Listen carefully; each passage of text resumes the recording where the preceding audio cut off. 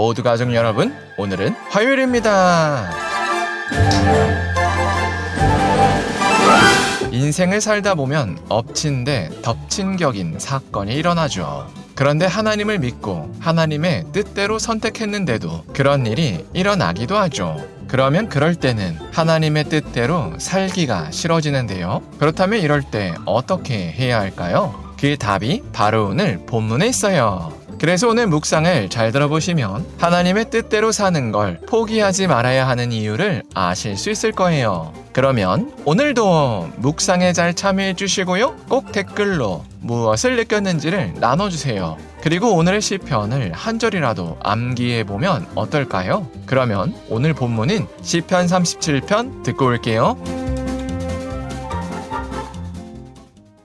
제37편 다윗의 시.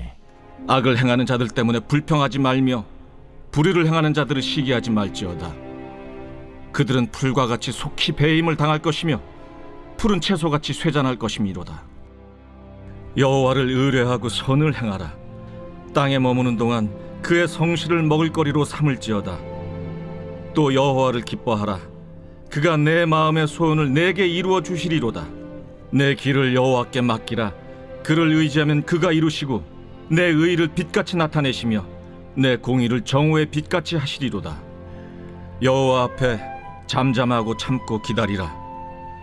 자기 길이 형통하며 악한 꾀를 이루는 자 때문에 불평하지 말지어다. 분을 그치고 노를 버리며 불평하지 말라. 오히려 악을 만들 뿐이라.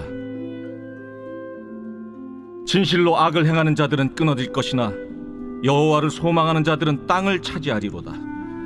잠시 후에는 악인이 없어지리니 내가 그곳을 자세히 살필지라도 없으리로다. 그러나 온유한 자들은 땅을 차지하며 풍성한 화평으로 즐거워하리로다. 악인이 의인치기를 꾀하고 그를 향하여 그의 일을 가는도다. 그러나 주께서 그를 비웃으시리니 그의 날이 다가옴을 보심이로다. 악인이 칼을 빼고 활을 당겨 가난하고 궁핍한 자를 엎드러뜨리며 행위가 정직한 자를 죽이고자 하나 그들의 칼은 오히려 그들의 양심을 찌르고 그들의 활은 부러지리로다. 의인의 적은 소유가 악인의 풍부함보다 낫도다.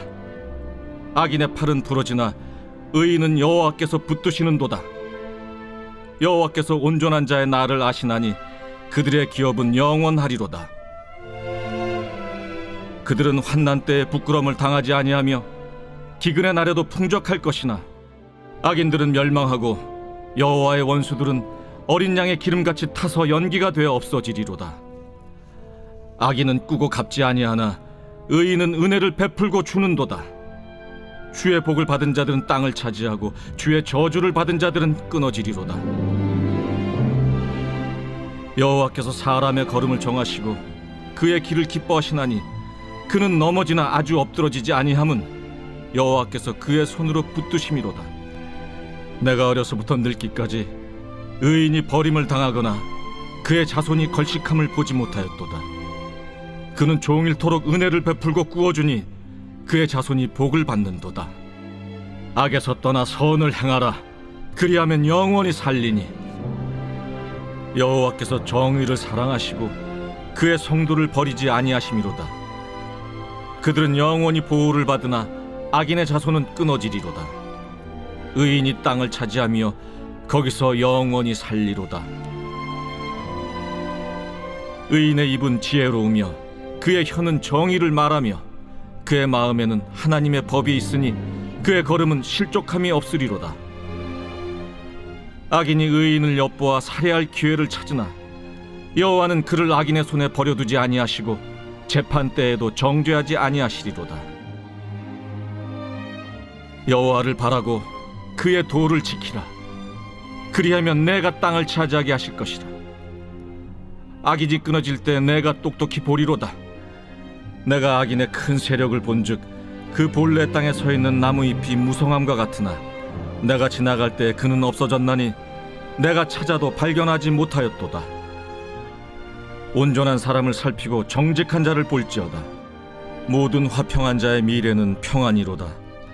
범죄자들은 함께 멸망하리니 악인의 미래는 끊어질 것이나 의인들의 구원은 여호와로부터 오나니 그는 환난 때에 그들의 요새이시로다. 여호와께서 그들을 도와 건지시되 악인들에게서 건져 구원하심은 그를 의지한 까닭이로다.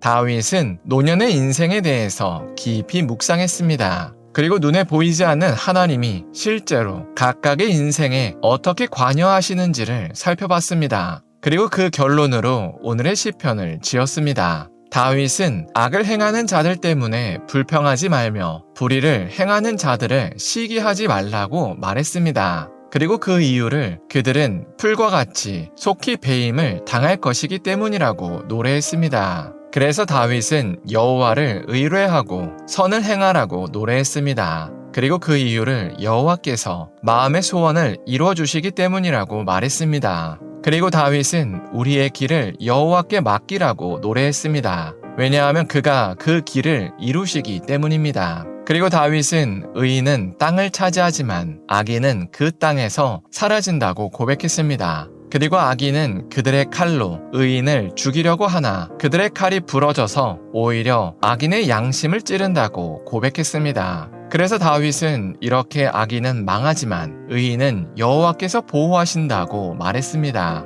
왜냐하면 다윗은 어려서부터 늙을 때까지 의인이 버림을 당하거나 그의 자손이 걸식당하는 걸 본 적이 없기 때문에 그렇게 고백했습니다. 그리고 다윗은 의인들에게 이런 패턴이 보이는 이유를 의인은 종일토록 은혜를 베풀고 꾸어주니 그의 자손이 복을 받기 때문이라고 분석했습니다. 그래서 다윗은 악을 떠나고 선을 행하라고 선포했습니다. 이처럼 하나님의 뜻을 신실하게 따르는 사람들의 미래는 언제나 밝습니다. 그래서 우리도 이 사실을 붙들어야 합니다. 왜냐하면 우리도 사람인지라 예상하지 못한 어려움을 겪을 때 마음이 꺾이기 때문입니다. 그리고 특별히 하나님의 뜻대로 선택했는데 그 결과가 큰 어려움으로 닥쳤을 때 우리가 더욱 좌절하기 때문입니다. 그러면 이렇게 하나님의 뜻대로 살아봐야 좋을 게 뭐야? 라는 회의감이 찾아옵니다. 그건 우리뿐만 아니라 구약시대에 살던 믿음의 선배들도 그랬습니다.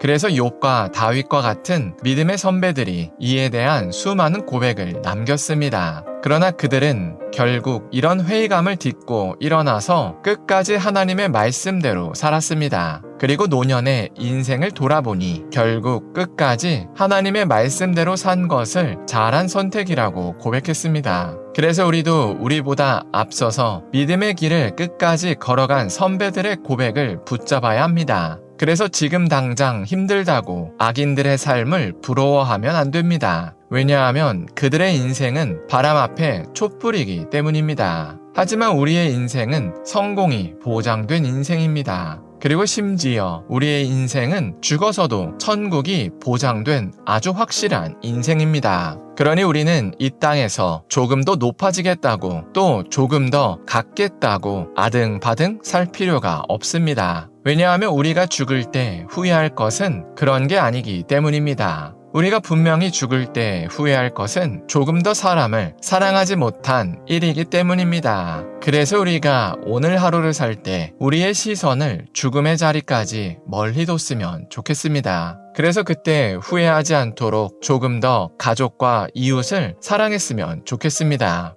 기도하겠습니다. 사랑의 하나님, 다윗이 인생의 말년에 삶을 돌아본 것을 나눴습니다. 이처럼 악인은 결국 하나님 때문에 망하고 의인은 하나님 덕분에 산다고 고백합니다. 그래서 우리도 우리의 시선을 죽음의 자리까지 멀리 둘 수 있게 하여 주시옵소서. 그리고 그때 후회하지 않도록 조금 더 가족과 이웃을 사랑할 수 있게 하여 주시옵소서. 예수님의 이름으로 기도합니다. 아멘.